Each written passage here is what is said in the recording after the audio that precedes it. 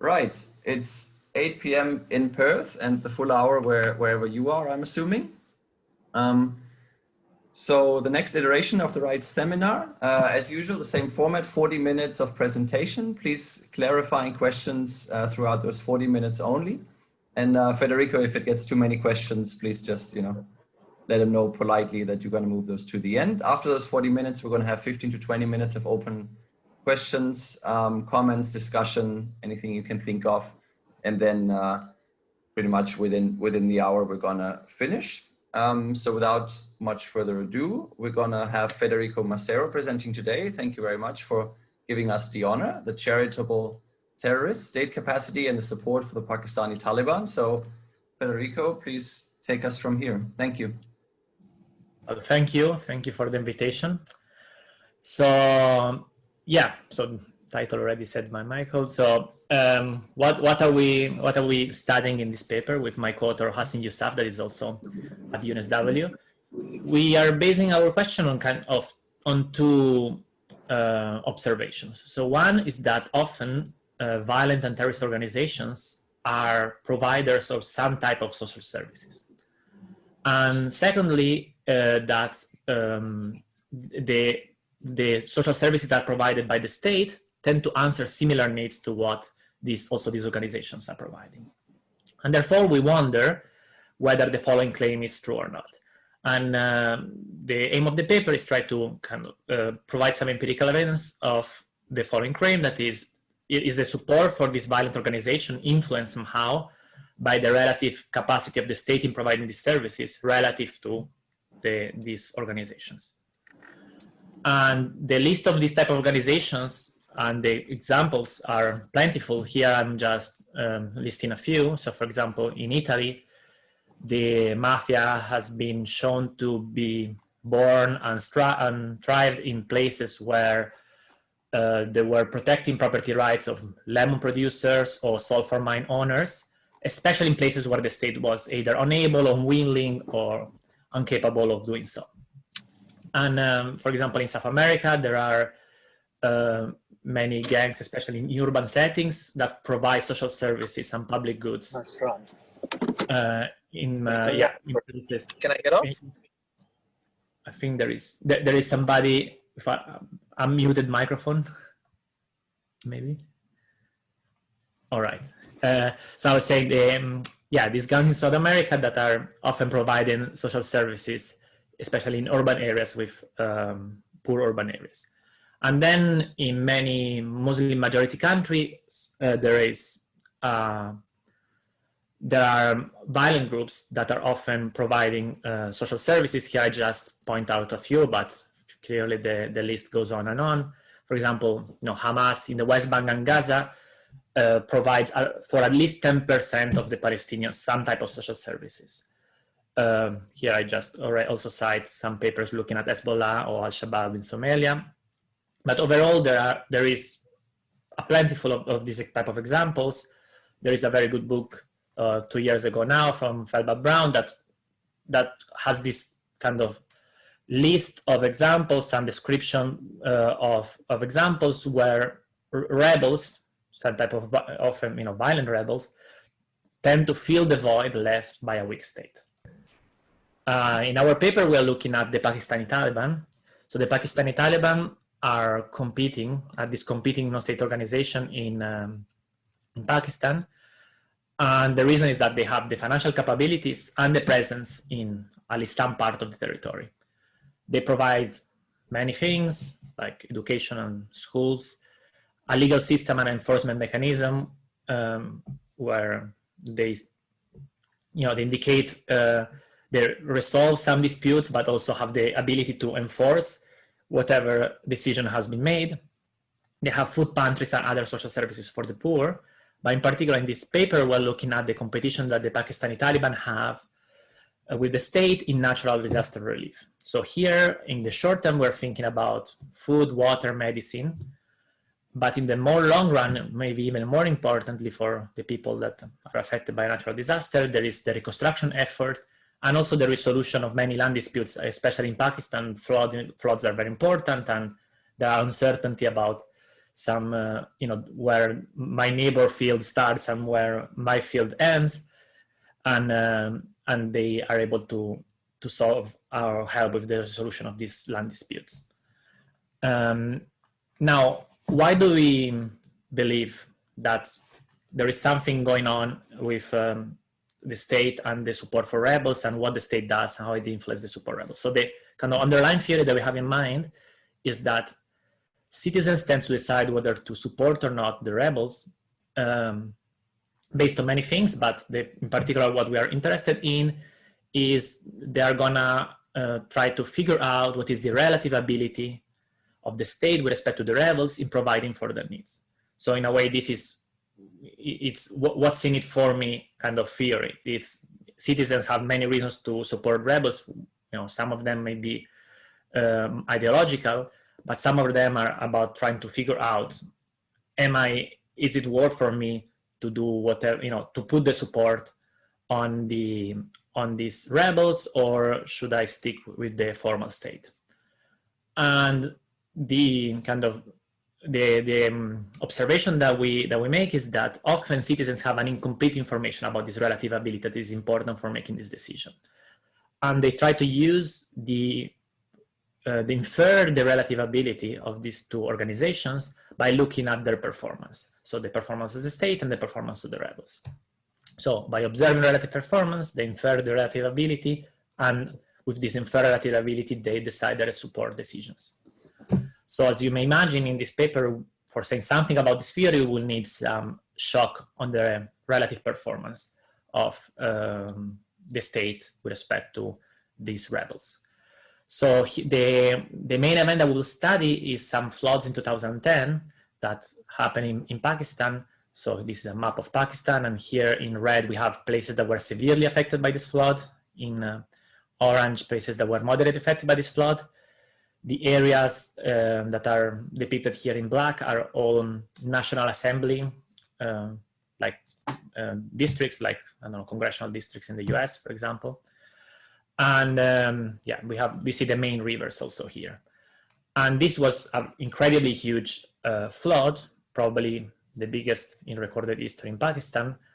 2,000 people dead, but especially incredible is the amount of people that were affected. Somehow, 21 million people. This is almost unprecedented anywhere in the world, with large amount of damages. The important thing to know about this flood is that the state was really slow and inadequate in their response.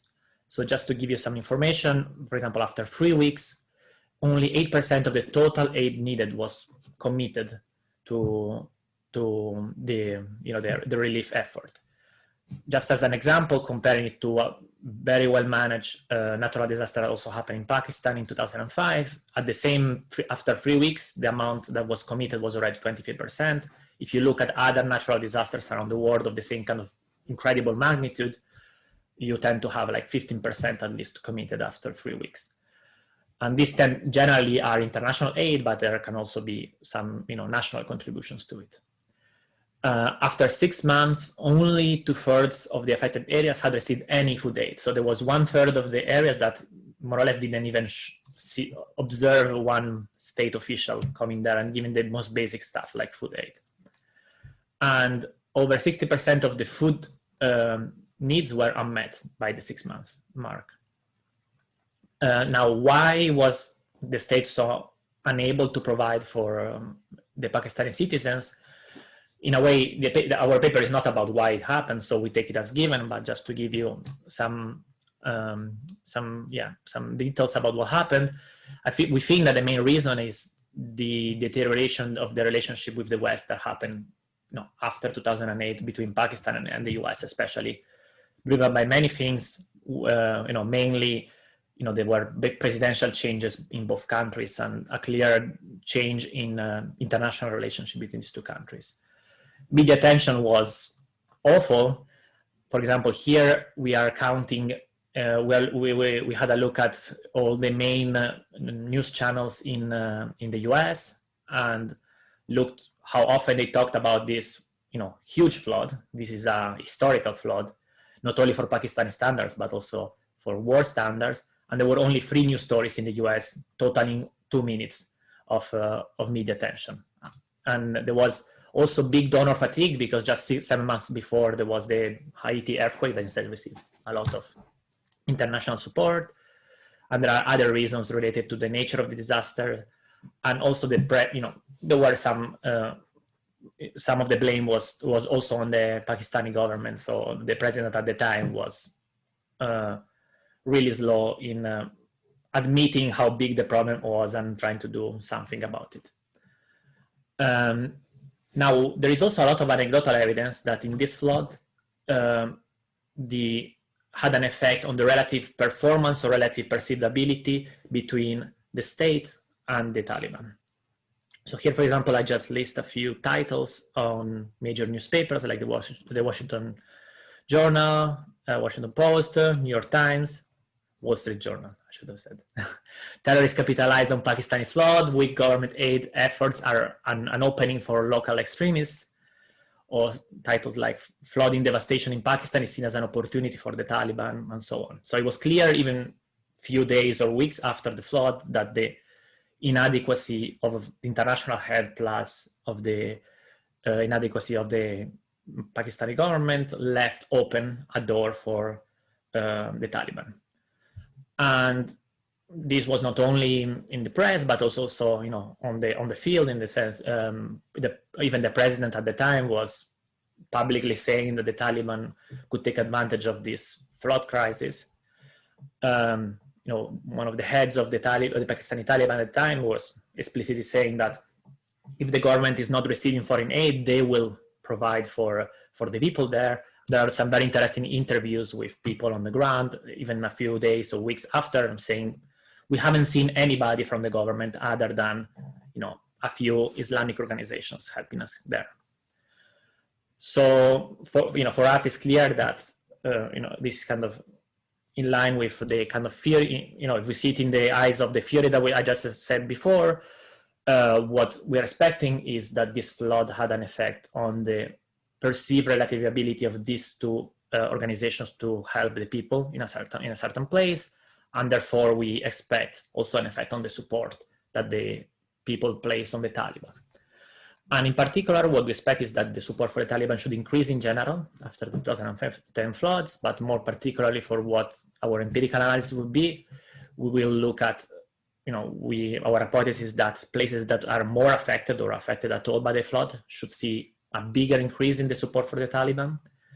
Places where the government particularly under-delivered, we should see a bigger effect on the support of the Taliban, and similarly, places where the Taliban really managed to help the people, we should see bigger increase in the support.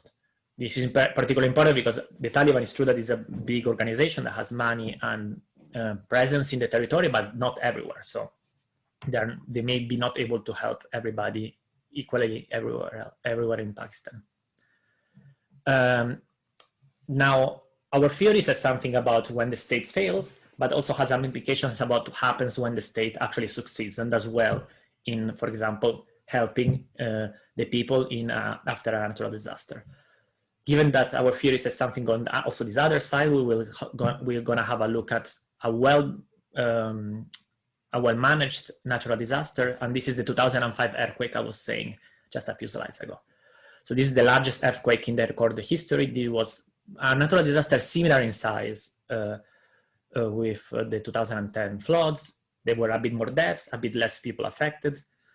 And this natural disaster is seen by many in the international community, not only in Pakistan, as an incredible success story. So here are just one quote: "The earthquake was perceived by many to be one of the largest and most effective responses to a natural disaster to date." And therefore, given our theory, we should expect that the support for the Taliban should decrease after the 2005 earthquake, especially in places more affected by the earthquake, because that is really where the state showed that they can do what is good for the people, and therefore, why do you even need to support this other organization that is trying to compete with me? Any questions on the kind of background of the, if there are any? Let's go on kind of the last piece of the puzzle, that is okay, I have this theory about how the natural disaster should affect the support, but how do you actually measure the support? Even though this is an empirical paper, we'll need to measure it somehow. So what we would like to have is observe something that is kind of closely related to what people would do when they change the support of the Taliban. Here I'm making some examples. For example, after I changing my beliefs about the relative ability of citizens, I could expect the support, my increase in support for the Taliban in a bunch of ways. One could be providing just my labor to these rebels, to the Taliban. I could donate money or other things to the Taliban. And there is a lot of non-monetary help that the local population can give. For example, provide assistance, information, or also try not to help the formal government in prison or make the plans that the Taliban may have more hard to actually happen. So no, we would like to observe this. This is not what we observe, but given the lack of data, we're gonna go on how can people express the support for the Taliban when voting. So this is something that we can observe very well at a very small geographical unit and many times throughout our sample. So that's why we really try to focus on voting. And there is a particularity of the Pakistani setting is that when at the polls, there is a clear way that I could express my support for the Taliban. And this is by voting for a particular political alliance called the MMA. And this is what we're going to use. So let me tell you a bit more about this MMA and what we think is a good proxy for how to measure support at the local level. So the MMA was instrumental in forming the Taliban, not only like the Pakistani Taliban, the Taliban as a whole, because, for example, one of the founders of one of the parties in the MMA was regarded as the father of the Taliban. Here I just provide some quotes from, political scientists that are studying in particular the MMA, and they say they're notoriously known to provide political cover for the Pakistani Taliban, and all the individual parties in the MMA have links to the militant group. Hence, this coalition is of great interest when examining the Pakistani links to the Taliban. And the few times the MMA was actually in power in some local governments, they showed their face in the sense that they passed legislation that clearly tried to reduce the reach of the secular Pakistani state and tried to reverse policies aimed at stopping the spread of the Taliban. So not only by words or relationship with the Taliban, but actually when they could prove their loyalty, they did it. So in a way, what we're trying to claim is that if I am at the polls and now I have some sympathy or support for the Taliban, there is one real clear alternative that I can vote for if I want to express my change in support at the polls, and it's by voting the MMA. All the other parties, they may have very different political ideas and policies, but none of them are trying to, overthrow change the secular, let's say, constitution of and the state. So as you may imagine, given all the story, what we're trying to do first is a different diff. We were trying to see the effect of the flood on the support for the MMA, and in particular, the vote share for the MMA. So the MMA has, in average, in our whole sample, 12% of the vote. So they're always a minority party, but not a small party. Elections that we are going to look at that are the National Assembly level. So this is at the kind of federal level, on the national level in Pakistan, is composed by 272 seats, and each seat that you have seen in the map that I showed you a few slides ago is decided by a first past the post election. Just to remind you, this bullet point is that Pakistan is a big country. Even in 2013, that would be the last election we have in our sample. We have 84 million registered votes and 45 million of them voted. So, even in a small, National Assembly congressional district, we'll have many voters in them. So even a small party, we are able to observe many people there. And something else is that this National Assembly has been designed to try to have more or less the same amount of people in them. So each person that is elected in a National Assembly is representing more or less the same amount of voters. So the diff and diff is, very classical, and the usual one, we will have on the left-hand side the vote share of the MMA in congressional, in National Assembly District I in election T, and in this particular election, in this particular regression, we're going to look at 2008 and 2013 elections. We're going to have, National Assembly District fixed effects. We're going to have, is there a question? No. We're going to have time fixed effects, and then the usual diff and diff variable that is looking at after the floods. Remember, the floods happened in 2010, so this is the first election after 2010. Gonna look at the places, only the places that were affected by the flood. And this affected can be measured in many ways. Here we're going to have take the UN definition of affected. There is the Natural Disaster Management Agency in Pakistan that also defines if a district is affected or not, and the definitions are very similar. We're going to have a look at other ways of defining also these affected. And in this particular regression, we're going to have two elections, one before 2008, before the flood, one after the flood, 2013. And just three things that you should know about Pakistan floods for understanding, this particular diff and diff, and things that you may be worried about in this diff and diff. And one is that the places affected by this flood tend in part to be overlap with Pashtun areas, so predominantly Pashtun areas. And why it matters, because Pashtun ethnicity is, for many reasons, very linked to the Taliban, especially for historical links and ethnic links that the Taliban have with this ethnicity. And therefore, you may expect places that are predominantly Pashtun to have very different trends in the voting of the MMA with respect to other places. Second thing is that many electoral districts tend to be frequently affected by the flood, and also affected by this flood. If you are frequently affected, you're most likely affected also by this particularly big flood. And you may think that places that are frequently affected by the flood have also very different political preferences, and they may have different trends in political allegiance towards different parties, one of which the MMA.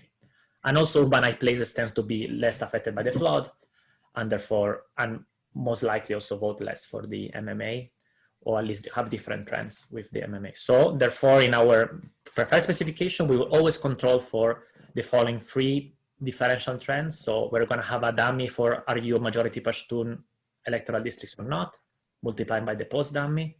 We're going to have a variable that captures the ex ante frequency of floods before 2010, so how likely you are to receive a flood, more or less. And then also if you're a majority urban electoral district or not. And therefore we are comparing, given two districts that have the same ex ante probability of receiving a flood, that are of the same majority ethnicity, and they are either both urban or non-urban, the differential change that they had in MMA, given that one was affected by this flood and the other not. So we're really comparing similar electoral districts. Sorry, Federico, can I ask a quick question? Yeah, please. Maybe I'm getting a bit ahead of myself, but seeing your setup, aren't you worried about like the effect of the earthquake? If I remember correctly, the earthquake happened in 2005, right? So it might drive support for the state, and then what you see in 2013 is just a regression to the mean. Yeah. And this then you can capture that decree. Yeah. Good point. So, this would be a concern if both, there is some overlap between affected by the flood and affected by the earthquake, and there is. So it is a concern, and what we can do, and what we will do, not in the next slide, but maybe towards the end I can show you, is I can just run a big model that has both the effect of the earthquake and the effect of the flood, and try to just show you the pure effect of the flood. Or maybe just focus on places that were only affected by the flood, but not by the earthquake. I will show you that these are, this would be, this will not be a concern. And also, I'm getting ahead of myself, so maybe spoiling some of the results, but there is not even reversion to the mean in the earthquakes. The earthquake really had a long-term effect. So if anything, it's kind of driving down the results, this thing. Federico, can I ask a follow-up question? Yeah, please. Yeah. So the flood happens in 2010 and the elections happen in 2013. So there's quite a bit of time lag in between. So I'm okay with the views form that you'll be presenting, but to some extent it's also that, you know, what Taliban did in between 2010 and 2013 might also affect the outcomes, the support for it. It might not just be a response to the state not being able to step in during the flood time, right? Yeah, no, I agree. So in a way, the way I think it is, you know, a fault happens, and then immediately the Taliban and the state may show how good they are at providing for people. And this would be, you know, if we could observe the support level 6 months after or 5 months after, that would be the first measure. And then maybe there is actually an increase in the support for the Taliban, and the Taliban managed to, you know, convince some people to go to their schools or to, you know, follow their information flows, or they capture some local elites. And then we observe this more long-term effect, let's say 3 years after. That is a combination of the initial support change plus whatever they did with that support to convince even more people potentially. So if there are these network effects, we would observe the long-term effect of, you know, this kind of aid. Now, which number is more interesting or more useful? I don't know. I think we care about both. If I could observe both, that would be the best. But imagine you are, you know, the US and would like to know how to reduce MMA, you know, Taliban support in a certain area. Maybe you're even more interested in these long-term effects of once they gather this initial support, how do they use this support to even gather more support? But I think, you know, ideally I would like to know about both. And I will only be able to tell you what happens after 3 years. Well, thanks. Yeah, so we'll control for this. So I will first show you the baseline results of this different diff. And we see an increase in the vote share for the MMA after the flood in places affected by the flood. And the last column has, you know, all the controls that I was talking about before, all the controls of differential trends. And the effects are big. So the effects are 50% above the baseline share. So this baseline share has been calculated by looking at places affected by the flood before the flood actually happened and looking at the average electoral success of the MMA. And we see that there is an extra 5 percentage points on top of that after the flood in places affected by the flood. And given that Pakistan, again, is a big country that with many people, this is also means a lot of extra votes. So because in a way, after 3 years of the flood, in places affected by the flood, there are an extra 1 million voters with respect to places not affected by the flood. So this 5% means an extra 1 million votes. That I will try to compare it to, you know, how much in one of the last slides, I will try to, you know, compare this to how much, you know, how much aid didn't happen in these places, how much an extra dollar of aid would buy you in extra votes. And we will see that this number is quite substantial. So these are the baseline results. And now I will try to convince you that what is going on is the story I'm telling you and not other possible things that are going on after a flood. So first, things that are in line with the theory I'm proposing. So first, about the severity of the flood. So the theory says that in places affected by the flood, there should be this informational channel. I learned that the Taliban are very good at providing goods and services with respect to the state, and therefore the support changes. And I should learn a lot, especially in places that were severely affected. And this can be shown in column 1, where I split moderate and severely affected places. And then I also calculate affected in a different way by calculating from distance to the Indus River. The Indus River is the main river going from the north to the south in Pakistan in the map that I showed you a while ago. And you know, the severity of the flood depends on many things, but one of the factors is clearly the distance to this main river. And we see more far away from the Indus River, less of these gains we observe. Second is about what the state has done. So we have data on, at the local level, how much funding gap there is after 6 months. Funding gap is the difference between the needed aid and the delivered aid. This is calculated by the UN, so hopefully not really a problem in measurement driven by local political concerns. And what we have for each locality, we have kind of the projects, the things that are needed for the local population, and where the money arrived for this particular project. So we can kind of make a picture after 6 months and looking at how much of the needed aid has actually arrived on the ground. And this will measure, bigger funding gap, we mean worse performance from the point of view of the formal state. And oftentimes in developing countries, this funding gap, all this money comes from mainly international organizations, but there is also local, the local government is needed for coordinating and for actually, delivering a lot of this aid.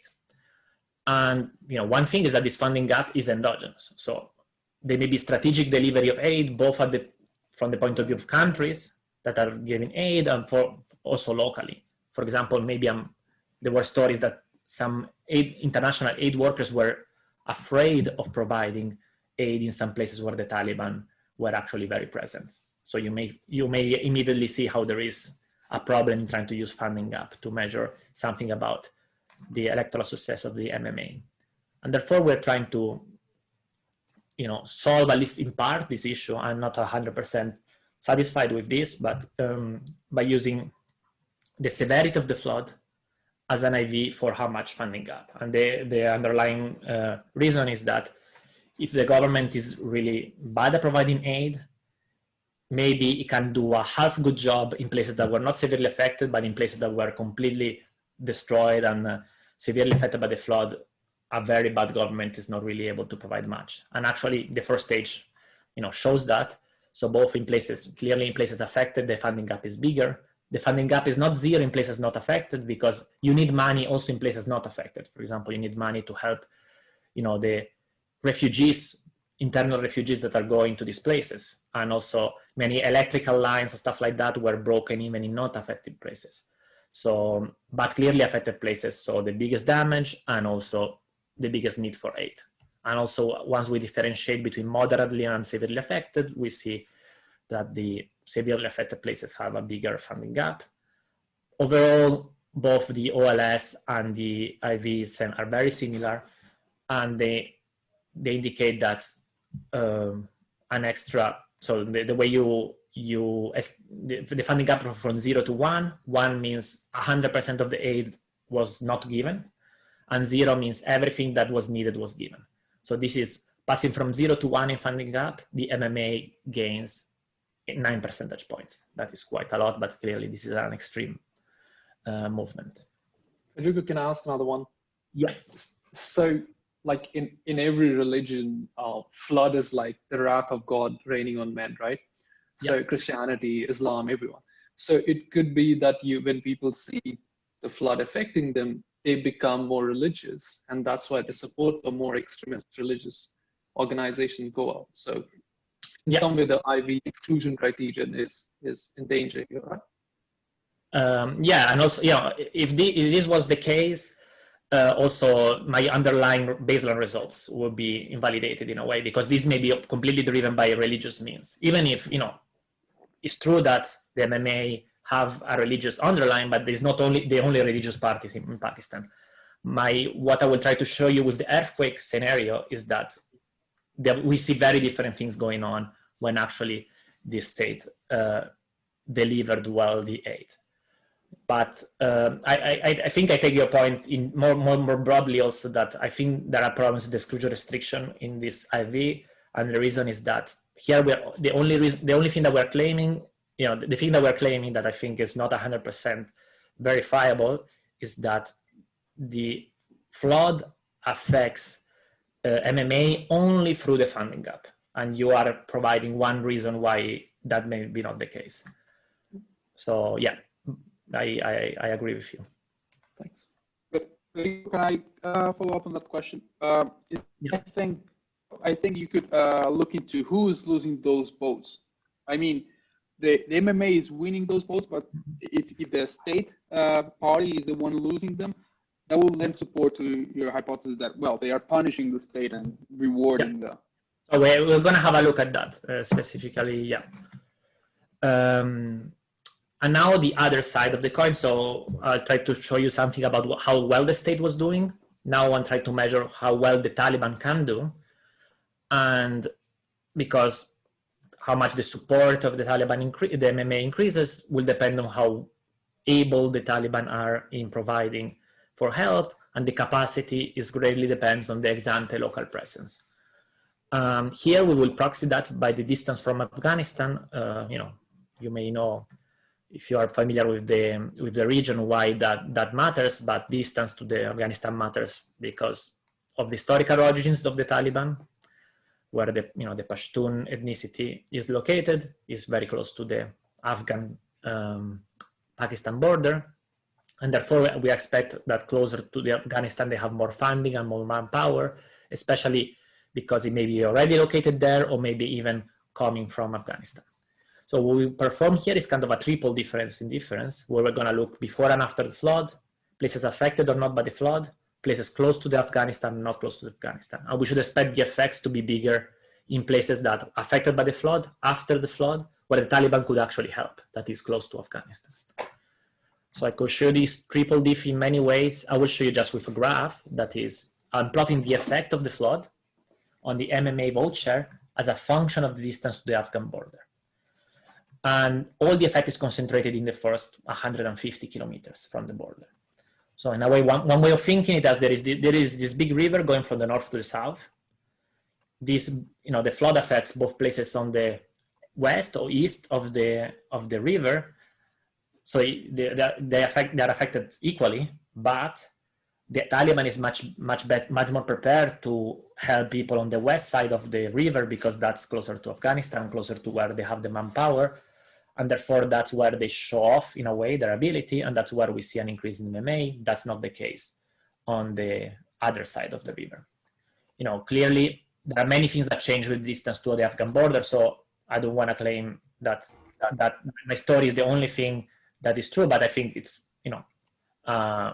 one possibility of why we observe this effect, and for sure this thing is in line with the theory I'm proposing. Now, the other side of the coin was the earthquake in 2005. Remember, this was a very well managed natural disaster. Very similar different diff. Here we're going to look at 2002, 2008 election. And we're going to have, similar concerns. And here I'm going to control, instead of for the ex-ante probability of a flood, the ex-ante probability of an earthquake. That's the only difference.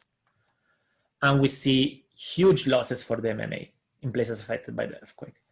So either looking at a 200-kilometer radius from the epicenter, or measuring the damage of the earthquake for distance from the epicenter, both linearly or logarithmically, we see that more or less the closer you are to the epicenter, the more the MMA has lost in votes between 2002 and 2008. And the theory I'm proposing is that this is because the state showed that they are able to provide when needed. These effects are quite big, as you see from the point estimates, and the baseline vote share was quite big in these places, but this more or less it means that they lost over 50% of the votes they had. Again, is like comparing places affected and not affected by the earthquake. This quantifies to 1 million votes lost by the MMA because of, my claim is because of the incredible good performance of the state. Now in the last, how much time do I have? If you want to take 3-4 more minutes, is that okay? Okay. Yeah, that's fine. So now I'm trying to show you some results that would go in line with other stories about why, what is going on around here. So one is the political competition. I think it was the story proposed before, and in a political competition story, we would just expect that the incumbent should lose votes after the flood. Any competitor should win votes after the flood. We don't see any particular change in both the incumbent and the competitor in places affected by the flood. So there is only one party that wins specifically in the floods, in places affected by the flood after the floods, is the MMA. We claim that they are the only ones that have this ability to, have something, to propose something that is different from the, the secular government. They have a way of providing this, this help to the people through means that are not through the state. Then we have the kind of participation story that is, the results could be driven by changes in which parties participate or not. Maybe there is a change in the number of voters because, the flood moves a lot of people around also. And we don't see any change in the number of parties after the flood. We don't see any changes in the turnout. And we don't see that, in neighboring places that maybe the refugees went to, there is an increase in the MMA. The increase is only in the place affected by the flood directly. We do a lot of stuff on the empirics, parallel trends, balancing, creating placebo floods and seeing the effect, how it compares to the real effect. The full specification thing was the thing I was describing before. We're using all the elections and having both the earthquake and the flood there, and the results are, still there. But let me just conclude with this cost effectiveness. That is the one I was saying before. So in 2005, the earthquake was very well managed, and around 53% of the aid was already delivered after 3 months. In contrast, 2010, only 27% was delivered after 3 months. This gap of 26% is around $1 billion US. If you believe my point estimates, this 1 billion could have bought 2 extra, could have convinced 2 million people to not vote for the MMA. So, and, respect to other ways of spending money to try to de-radicalize some people, this looks incredibly cost effective. Let's put it only like that. This is a back of the envelope calculation, but even if I'm 10, times 10, times 10 off, I would still kind of a well spent money. So yeah, this is how I wanted to conclude. Questions are welcome. Thank you very much, Federico. Fascinating topic and great paper, I think. So let's open any questions and comments. All right, I'll go first then. So the absence of Taliban or MMA for that matter does not mean that they are not other Islamist organizations, right? They could be the Lashkar-e-Taiba, Hizbul Mujahideen. So why is that those outfits did not take advantage of the situation? Yeah, but I don't have anything to base my claim on, but what I imagine is going on is that any type of organization that has the ability to help would help in places where they were affected by the flood. But if you believe my theory, where there is, imagine the state and various competitors to the state, like you are proposing, what I would expect is that the individual citizens would put the support in the ones that they believe are the more better suited to help to help with their needs. But only one of them can be, is present, let's say, in the polls. While instead, if I could observe donations to all these organizations, I think I would observe an increase in donations or manpower help or whatever it is in all these other organizations. But on the data that I have, that is the voting side, let's say, there is really only one political counterpart to an organization outside the state that provides help in this case. So that's why I think I observed the results there. But I think there are for sure other competitors, and they're also gaining or losing depending what the state does. So would you like to make any claims about what would have happened to the violence, say, or the activities of these organizations after this? Yeah, I think the violence side is incredibly important, I think because we played a bit with the violent side, and I think there is something that I figured out after a while of playing with the data, and is we haven't been very careful, so I don't have any results that I can share, but I think what is the right theory to think about how support translates into violence? One could have a theory that is violence is an extreme form of tactic that an organization can use to gain territory or power, and they will only use it when they're desperate, when the support is very low. That's one way of thinking it. I'm not saying that it's the truth.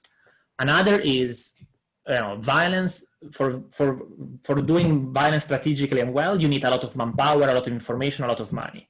And so you will only do it when you're a big organization that can finance that.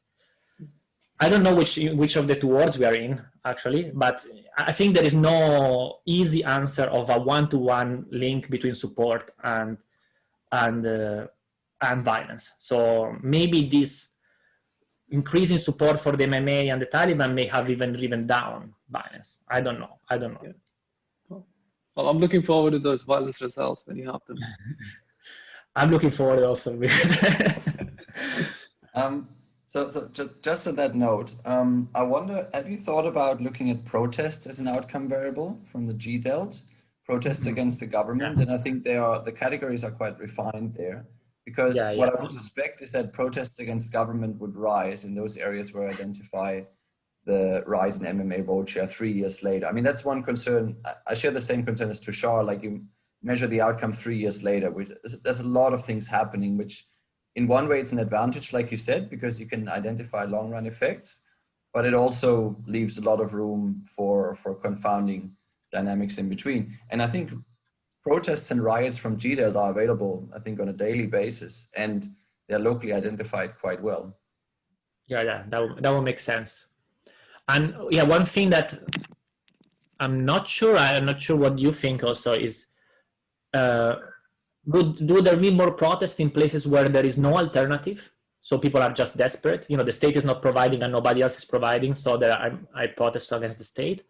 Or there will be more protest in places where there is an alternative that is working well. So yeah, I don't know. It's a kind of an empirical question open that maybe I could answer with this data. So but that would also get around the religious question that Tushar posed earlier, because one alternative of your IV is that, well, people are getting more religious, so therefore they vote for that party, and it might not necessarily be extremism, but protests might be able to give you a non-religious answer, perhaps. I think it's worth looking at the database. Yeah. No, absolutely. But on the religious side, I think the earthquake thing is really the biggest evidence that there is that, religions may be important and not, there is a long literature on natural disasters and the effect it has on religion. So I'm not claiming that there is nothing there, but that the effect is not driven only by that. I'm pretty confident on that side, on that thing.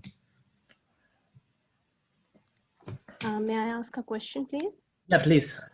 Okay, so I'm not sure about the proxy that you are using to calculate the support, like to measure the support for Taliban. So the share of votes for MMA, how good do you think is that depicts the support for Taliban, especially in case where Taliban has been attacking leaders from MMA, and especially also because they are attacking the election campaigns as well. So in 2008, 2013, they have been attacking election campaigns of the MMA leaders. So how well do you think this vote share of MMA measures the support for Taliban? In addition, these parties in the MMA, they are all Islamist parties. They have their own network of like social support network, and they also provide welfare support to people in the affected areas, and they are known for that. So if there is an increase in the vote share for MMA, that may be because of their own efforts and not because of the efforts by a violent extremist organizations. MMA in itself, the parties that compose MMA, they are not violent, and they say that we don't support violence. However, they are apologetic towards Islamist terrorists. And coming to Tushar's point, they are apologetic towards all Islamist terrorist organizations, not particularly for Taliban. So even if it is a proxy for support for Taliban, it is as good as a proxy for support, support for any Islamist terrorist organization in Pakistan, like in my opinion. So how would you respond to that? Yeah. So I think there are a bunch of points here. So one is, the MMA is a political alliance that includes many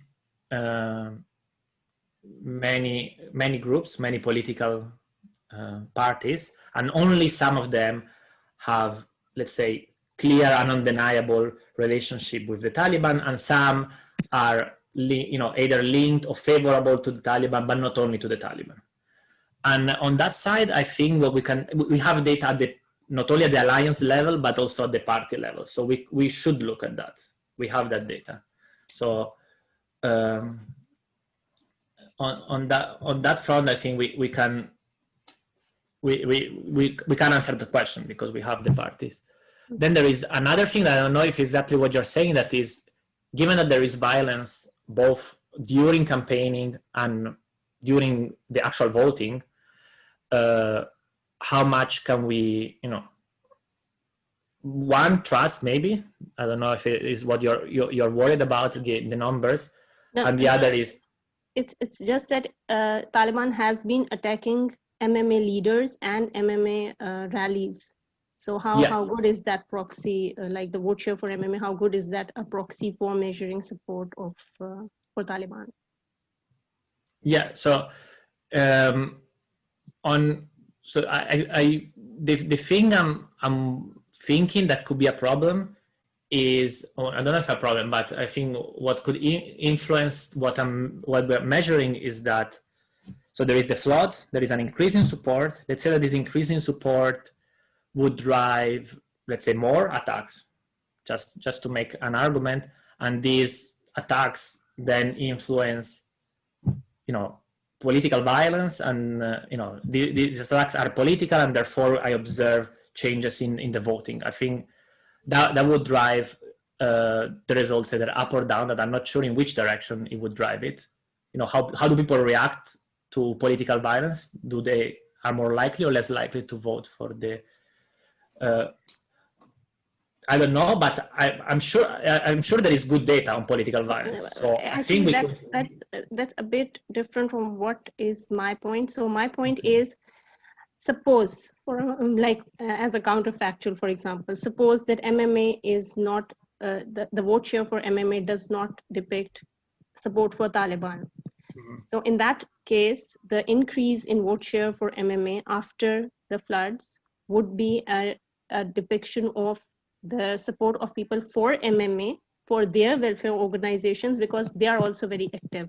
So a voter in Pakistan sees MMA as an Islamist organization, but a political organization, not a violent organization. And when they vote for it, they don't vote I don't know, I'm not sure, of course, but like a majority of people, I don't think they vote, when they vote for them, they see them as terrorists, right? Yeah. They see them just like fundamental Islamists, and they want to bring change in the constitution and everything, but that is different from how terrorists want to do it. And that's how a general a normal person, like maybe an average voter, might look at them in that way. So so my question here was, like, because MMA, I'm basically asking how good is MMA vote share a proxy for support for Taliban when MMA has been attacked by the Taliban in their election rallies as well, which means Taliban are not strictly aligned with what MMA is doing and in their political manifesto or in elections or these things. So how well is this a proxy to measure support for Taliban? That's basically why I brought in. I see the point. So here I'm basing it on the literature that studied the political system in Pakistan, and a bit the experience of my co-author. But I agree with you that the Taliban uses many means to reach their their objectives, and one of them is violence, and this violence is not condemned by the MMA.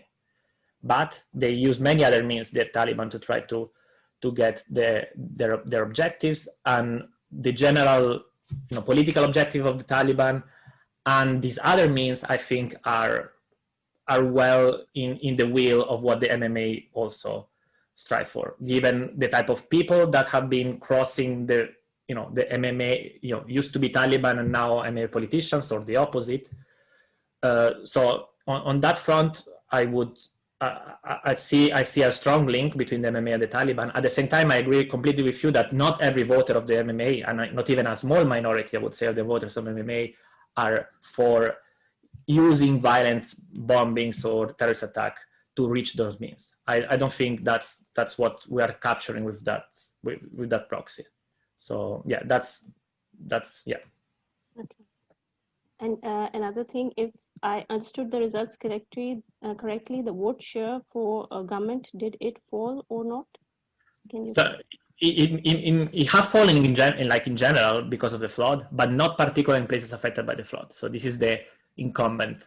So what do you think is the reason for that, if people are looking at government, like at Taliban as a stronger player than government, and they are expressing their grievance for not getting enough aid, why do you think they don't show it explicitly in the affected areas, the decrease in the vote share?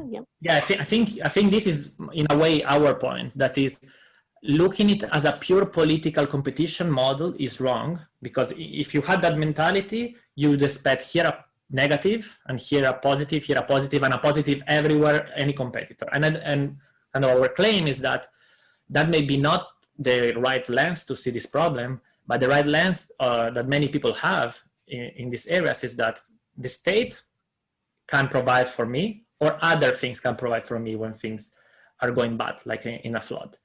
And I don't trust the state, independently of who will be in power of the state. It could be the incumbent or other competitors. I only trust this alternative to the state that has shown that their value. And therefore, that's why I'm voting for the closest that there is to this alternative to the state. So in a way, not seeing the facts here, in a way, it's kind of one of the points that we want to make. That is, political competition, matters. We're not saying that it's not, but it looks that in this context, what really matters is this state non-state comparison. Thank you. No problem. I think Marina had her hand up. Yes. Hello. Yeah, partly you already answered my question, because my concern was also about the political economy literature, which actually treats your results rather like that voters, they punish the incumbent government for natural disasters. And very often it doesn't matter how large was the aid distributed, but it matters rather the severity of disaster and the size of damages. Mm-hmm. So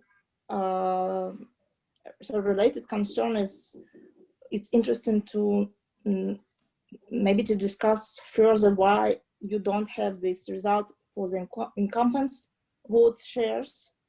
So I would be curious about maybe more discussion on this point, and the other, whether it's possible to have any data on damages, real damages, because like now you use severity of disasters as the damages, but very often it's not the same, because it depends on how industrialized is the area, how inhabited is the area, and so on. So like I have also a project on natural disaster. People actually want to know more about the damages and not about like true severity. Yeah. And the last point was, so you don't operate a lot with aid distributed, right? You look only on natural disasters itself. So flood versus earthquake. And by nature, actually, also in the disaster literature, they say these two disaster quite different. So the results you find, they may actually interpret rather the difference between natural disasters themselves rather than between the aid distributed. So for example, they say that earthquake is a like sudden shock, right? So the time effect of aid might be more important. So that the aid was distributed in a short period of time, right? And flood actually have very long-term consequences. And actually the aid should be also distributed over time. Mm-hmm. So something like this, yes? And there are a few things which say about the difference between two disasters. Maybe it's also a point that you can discuss further, right? So.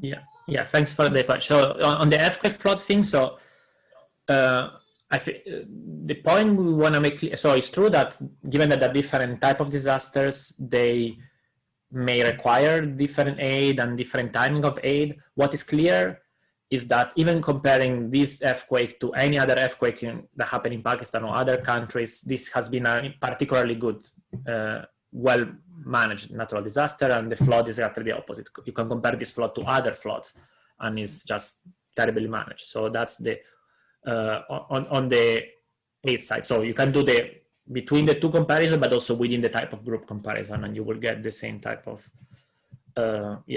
claim. Now on is the effect driven only by that the different type of disaster instead of the different type of management? I don't know, but I can also a priori don't have a theory about why earthquakes should differentially, an earthquake should have a different effect on the MMA than a flood. One thing that we could look at, because there are many floods, for example, in Pakistan there are many floods, a bit less earthquake. Floods are very frequent. Earthquakes there are still many earthquakes, but not as frequent. We could just look at the effects of other natural disasters of the same nature, but that were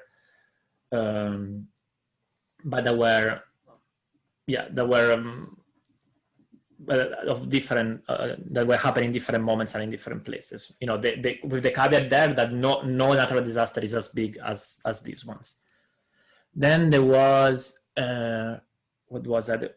There was a question. Marina, can you size of damages? Do you have maybe something about damages? Yeah. So the severity. So the severity and moderately affected is measured with damage. So how the National Damage Management of Pakistan does it is they looks at destroyed houses, people that had to move to another place, and deaths, to create an index that is severely or not severely affected. We have also the data at the, this is just an index that is just severely or not severely, but we have also the individual entries of this index. So we know how many houses were destroyed in a district, we know how many people were killed or displaced in a particular district. So we could construct our own index using different weights of this stuff. So yes, maybe then it would be interesting also to look at these components of damages. What makes sense actually? And then there was one on the political competition. I think in a way this is similar to what I was trying to say before. That is, we are not, actually. The incumbent party lost the next election. So it's not that they didn't lose votes after the flood. It's just that they didn't lose votes, particularly in the affected areas. And our claim is that there is an alternative to a terrible state that didn't provide. And the alternative is what the MMA is proposing, while all the other parties, even the competitors, they are just gonna inherit whatever secular state structure there is that failed them. So that's why we don't see much particular political change there. All right. Is there a final burning question, perhaps, or comment? Anybody? So can I ask a quick one? Yeah. All right. Yeah, please. So, go ahead. Okay. Michael, and Leslie. I was about your last comment about they were looking for an alternative to the state. Usually when people look for an alternative to the state, they move towards religious organizations like churches and mosques, right? And rather than going to, say, Taliban, which an average Pakistani would not support, right? So can you also check what happens to the support for, say, how much of the donations to the mosque go up or go down in the aftermath of this? And that data, something like zakat. Some people have used zakat before in research on Pakistan. What happens to the amount that they give to the church? That'll be interesting. Just side note. Yeah, absolutely. And I expect you will go in the same direction. Hopefully. There's also, I checked, the World Value Survey did a survey in Pakistan in 2012. I'm not sure if you've looked at that before, but they have a bunch of questions that might be of interest to you as well. And they sometimes have local identifiers, but I'm not sure if in that survey they have it, but it's worth looking at maybe. Yeah, thanks. Can I have a question? Yep. Just for my own clarification. Federico, how do you account for this fact that MMA is an alliance of both Shia and Sunni religious parties, and Taliban is just is based upon Sunni ideology of Muslims, or just you can say even the extreme Sunni or Salafi kind of ideology. So how do you account for this factor in your study? Yeah, so this is in a way similar to a previous point, and the short answer is that I'm not taking into account, but I could with the because I have data at the party level, so maybe I probably should look at that because I know each party in the coalition. Yeah, so it is, this is an imperfect measure of something that we observe, and then probably a more perfect measure would be at the party level. That's kind of the. Do you actually have information on the candidates? Like, do they just vote on one presidential candidate, or is it local candidates as well? And could you then perhaps categorize them? Yeah, we have data on candidates. So it's the candidate at the seat level, what you're voting for, and we have data.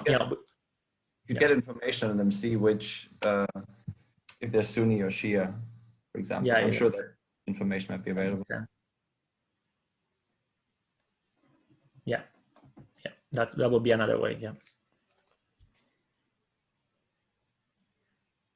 Lots of discussion today. I didn't want to cut it off at the full hour, so I hope that's okay. Obviously, whoever wants to leave can leave at any time.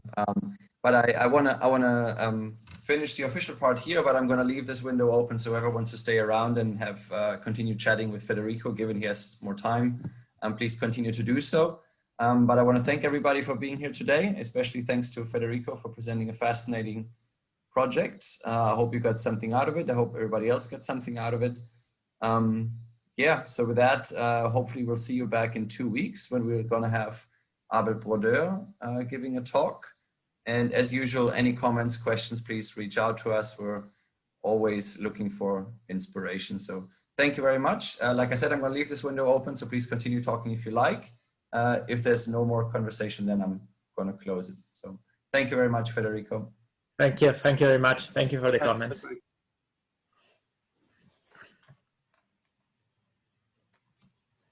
Happy to take any other questions in case there are still some. Just a comment. The question I've just asked, I mean, in my view, I actually asked this question because you didn't mention this thing in your paper, which you have shared with us. I think so. You could add something like that in MMA, there's only one party which is based upon the Shia ideology, and most of the other parties are from the Sunni ideology. So even then, the most dominant part of MMA remains to be the Sunni parties in it. So I think so that could be something that you can justify this thing. Even if someone asks the same question from you, that you can justify this thing. And I think it will also serve as validation of the proxy if you do not find an additional support for the Shia candidate. So that would that might give some validation to the use of this proxy as a support for Taliban. I'm not sure, but it might, yeah. Makes sense, yeah. But Rafat, I think so. Election Commission does not give us the disaggregated level information that if within MMA the candidate is from which party. I think so. This is the problem, that why Federico can't figure out that the candidate was particularly from. I think it's not very hard to figure it out, especially like using newspapers, because there are not a number of the number of seats are not very large. So I think gathering information would not be as big a problem. No, the information we kind of created it already, because for 2002 and 2008, I think we have that information, and then oftentimes we can just match names through elections, and we got rid of, we already have most of it, and then we just have to fill in the blanks in the rest. So we kind of have done it already. So it's not a big deal for us to try to do something there. Even there are particular name prefixes or suffixes from which you can identify the Shia names, for example, Jaffrey or something like that. So you can judge. Yeah, that makes sense. So that we haven't done, but we have all the names, so it is easy. Thank you. Thank you. Thanks. I have one more quick question. Have you thought about using a synthetic control method with this? Because it seems like this would be a candidate for that. You have like aggregated data on the district level or provincial level or whatever, and you have sort of a pre-trend that you could potentially identify. I think more so if you get protests by, let's say, month or something like that, or quarter, and then you could generate like a synthetic treatment before, and then the treatment happens, which is the flood, and then you could check how that compares to what would be the predicted trend. I don't know if that's applicable, but it might be worth thinking about. Yeah. No, I think especially on the protest side or stuff like that, I will have many pre-periods. That would be a thing. At the same time, I'm pretty confident on my identification strategy, in a sense that especially just conditional on ex ante probability of having a flood. The probability of having a flood is random. And then, but it would be a cool, another way. If we get the same results, it would be just a nice robustness to have. Yeah. Federico, just one question, one more clarifying question. What is the data source of your floods frequency? I don't remember. It's something from the UN. UNEP is called, no? Is the United Nations Environmental Protection Agency. I think that's. So it tells you that in which district there were floods. It produces a raster at the worldwide level that has.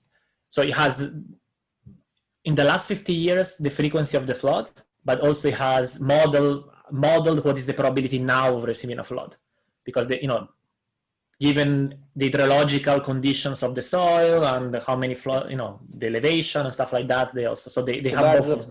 So that is a raster data set. It's not like the political boundaries related data set. It's a raster data, geo-grid data. Okay. Yeah. Thank you.